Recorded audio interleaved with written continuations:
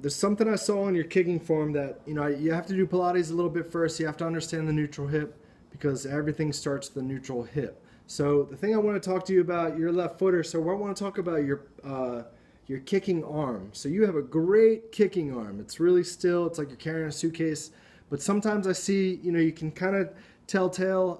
There's actually a no step on my Instagram today. Sometimes you see guys flex this little fist here, and I want to show you what that does. So remember, we're going underneath the pads, underneath the shirt, underneath everything. A lot of times, our bodies recognize this curl. Some guys just do it just by habit, right? But I like to teach to get rid of that because sometimes it pulls their shoulder back, and that just makes your base right here rather than if your shoulder's pulled down your back. Now it's nice and nice and strong to bring the energy up on a field goal, right? To create lots of height and power. So in Pilates, we'll go right here. So in your 100 position and a bunch of other positions, single leg circles extended, you have your hands pressing against the ground. Now, a lot of people are internally rotated just like I am. My ribs stick out, so I'm at a disadvantage. So I'm going to show you this in two different ways.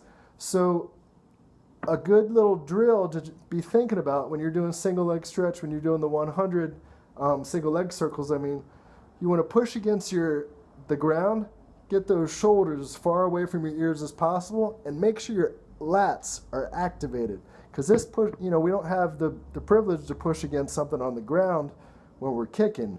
So this is the only place we can do it. There's another place you can do it. Right? A wall in our house, right?